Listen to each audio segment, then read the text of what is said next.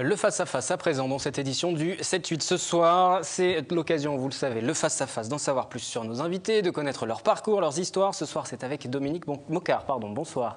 Vous êtes le fondateur d'ADM Concept, société basée à Saint-Quentin en Yvelines, qui a fait notamment parler d'elle en juillet. Elle a développé ce kit qui permet l'autopartage sur la Twizy. On va en revenir quelques instants dessus. Justement, quel est le bilan? Quel bilan vous faites sur l'autopartage de la Twizy qui a été lancé avant l'été? Alors déjà, c'est un beau bilan parce que Renault a fait confiance à une PME des Yvelines. Donc ça, je pense qu'effectivement, c'était déjà un atout. Le vendredi 13 janvier 2012, ADM a signé donc un accord pour réaliser les 50 Twizy. Et donc, la dernière fois, quand j'étais venu à l'émission, je vous avais dit qu'on avait racheté donc, une entreprise dans la région qui avait quelques difficultés pour réaliser, entre autres, des moules de petites séries. Et cette société donc, a pu bénéficier tout de suite, en fin de compte, d'un volume très important en fin de compte, de moules. Il y a une vingtaine de moules. La réalisation, l'intégration des 50 véhicules. Enfin, c'est un success story. Et je pense que je le dois aussi à Renault, parce que je dirais la PME apporte à ces grands groupes la réactivité, mais c'est eux qui restent nos donneurs d'ordre, notre maître d'œuvre, et ils ont fait un travail formidable. Travailler dans le secteur de l'automobile aujourd'hui, c'est pas difficile? Vous n'avez pas peur du lendemain quand vous voyez la situation dont nous parlions tout à l'heure avec donc Patrice-Henri Duchesne qui est resté sur le plateau avec nous, oui, un point tout à l'heure. J'imagine que vous avez été attentif. Alors quel regard vous avez sur l'évolution du marché et sur la situation, sur votre situation? Je dirais quand on est responsable d'une PME, on voit les choses forcément différemment.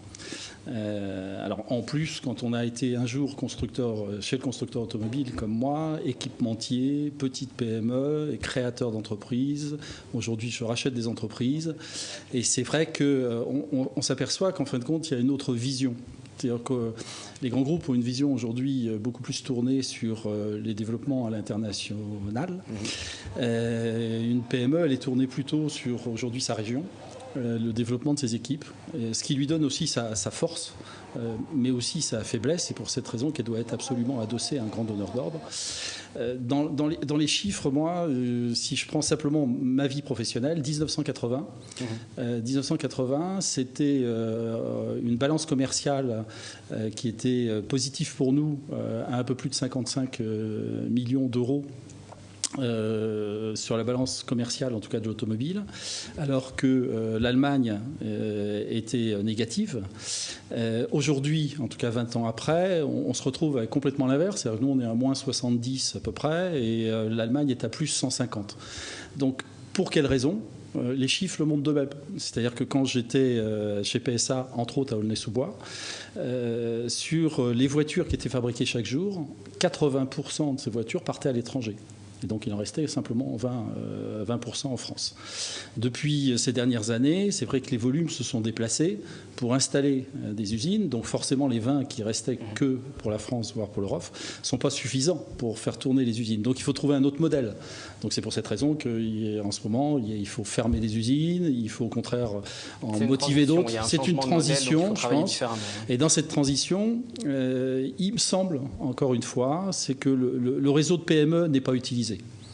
Et ce réseau de PME français, aujourd'hui, qui est absolument puissant, devrait être encore plus accessible vis-à-vis des grands donneurs d'ordre. Et là, je pense tout simplement qu'il suffirait de ne pas mettre forcément les acheteurs à acheter les produits, mais de mettre plutôt aujourd'hui les services techniques pour le service de l'innovation. Un acheteur n'achète pas de l'innovation. Les PME ne sont pas assez mises en avant par rapport aux grands groupes, hein. C'est ce que vous nous dites. Les PME ne sont pas mises en valeur. Patrice-Henri Duchesne, quelle analyse vous pouvez faire dessus? Vous partagez ce regard du côté du radar? Alors, je partage ce regard, et d'ailleurs les pouvoirs publics le partagent depuis 2008, c'est qu'en France, on n'a pas su structurer la filière automobile jusque-là, comme les Allemands ont su le faire, en créant beaucoup plus de passerelles, beaucoup plus de lieux de dialogue et de partage entre les grands donneurs d'ordre, hein, que peuvent être les constructeurs ou les équipementiers de rang 1, les grands comme Valeo, et toutes les PME effectivement créatives, puissantes et ingénieuses qui font la force de cette filière en France. Or, depuis, il y a eu une plateforme automobile qui a été créée, début 2009, justement pour rapprocher ces mondes. En région, ça a donné lieu à la structuration de ces associations régionales régional de filière automobile, que nous sommes, nous, pour l'Île-de-France. Et puis, vous avez les pôles de compétitivité, avec notamment chez nous Moveo, que vous connaissez, parce que je crois que vous êtes effectivement adhérent de Moveo, comme où justement, absolument, où se rencontrent les PME, les grands groupes, leurs chercheurs, et également le monde de l'innovation, puisque l'Université de Versailles-Saint-Quentin est un partenaire de premier plan de Moveo. Quel est un petit peu votre parcours? Si on parle de votre société, vous l'avez lancée à quel moment? Et vous saviez que ça serait difficile déjà quand vous y êtes lancé dans ce... La création d'ADM, c'est 1993. J'ai fait ma carrière professionnelle sur mes 10 premières années chez PSA, sur le site de Launay d'ailleurs, pour mettre en place la robotisation. Et de cette robotisation, on m'a demandé d'aller au bureau d'études, à la direction de la carrosserie, pour essayer effectivement de mettre en place ce qu'on appelait la qualité totale, c'était la vision globale. J'ai passé ces années, je pense, à voir des fournisseurs. C'est-à-dire que, si je parle simplement de Trèves, François Trèves, c'était une toute petite PME. La société Redel, c'était une toute petite PME. Mecapla, c'était... Puis ainsi de suite, j'en passerai des meilleurs. Et on les a rassemblés. On a essayé, en tout cas, de faire en sorte de prendre celui qui était bureau d'études, celui qui allait s'occuper de l'industriel, et de créer, effectivement, des groupes, des groupements. Quand j'ai quitté PSA, ça a été pour reprendre un groupe. Le groupe Ariès. Et dans le groupe Ariès, on a gonflé très rapidement. Moi qui venais d'une boîte de 200 000 personnes, je suis passé d'un seul coup d'une entreprise de 1000 personnes qui est allée jusqu'à 4000. Et là, on a vu les fonds de pension anglais et américains arriver, Wagon Automotive, Oxford Automotive, et là, ça a été la catastrophe. On ne parlait que de trésorerie et de finances, et on ne parlait plus de technique et de richesse humaine. J'ai requitté encore une nouvelle fois en désaccord avec la stratégie pour reprendre une entreprise en province, à Oradour-sur-Glane, dans le domaine du plastique, 10 personnes. Et là, j'ai pris un coup de sang quand j'ai vu tomber des presses injectées. Il y avait 10 presses injectées.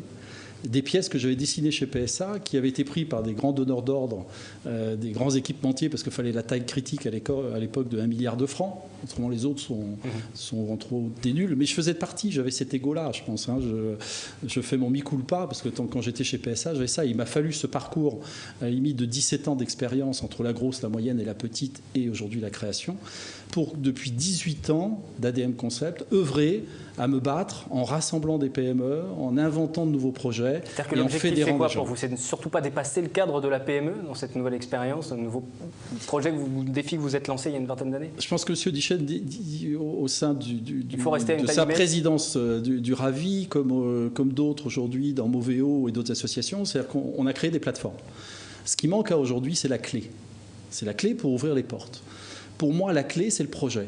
C'est-à-dire une expérience, par exemple, pour Twizy. Quand Renault est venu avec sa clé, d'un seul coup, ça a développé du business. Donc ça a développé des sous-traitants, ça a développé de l'intérim, ça a développé et ainsi de suite. Et là, on rentre effectivement dans un vrai sujet. Ce qui manque aujourd'hui, c'est ce type d'initiative. C'est-à-dire qu'il faut absolument... Alors il y en a quelques-unes, c'est pas qu'elles n'existent pas, mais il faut multiplier pour essayer de faire des maillons forts qui vont effectivement être demain des futurs leaders et des ETI que l'on cherche tous. Et c'est possible encore. Et vous pouvez agir pour ça, justement?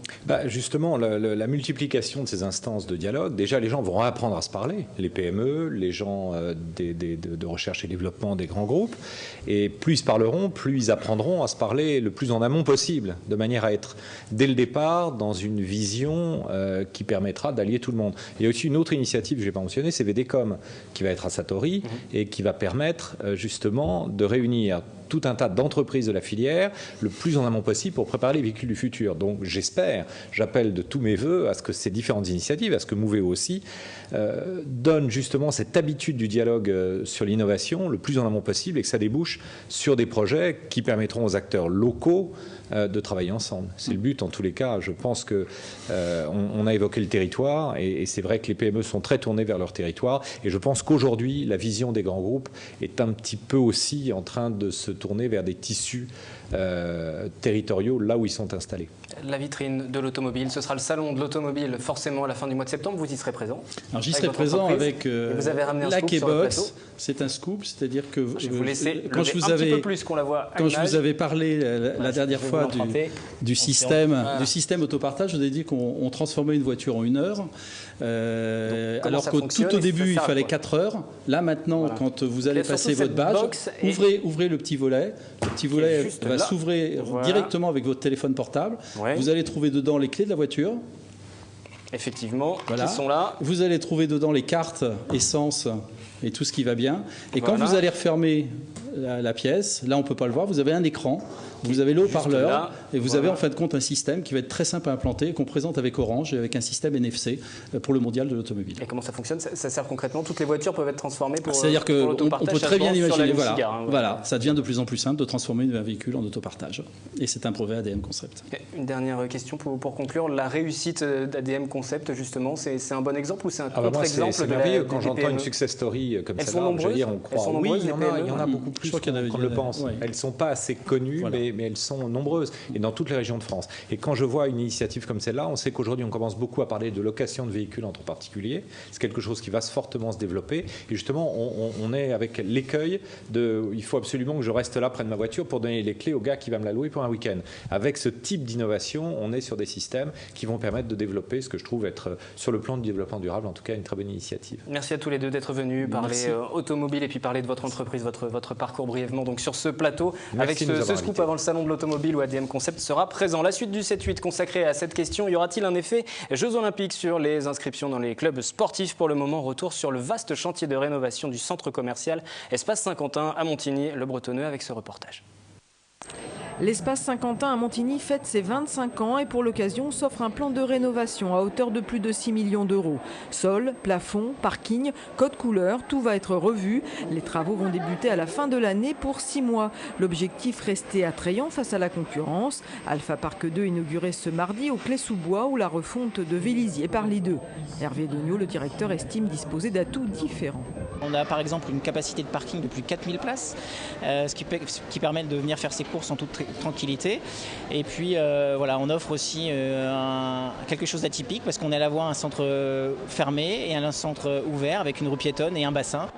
Mais il faut sans cesse innover pour continuer à attirer la clientèle familiale et capter d'autres clients comme les salariés qui gravitent autour de l'espace Saint-Quentin.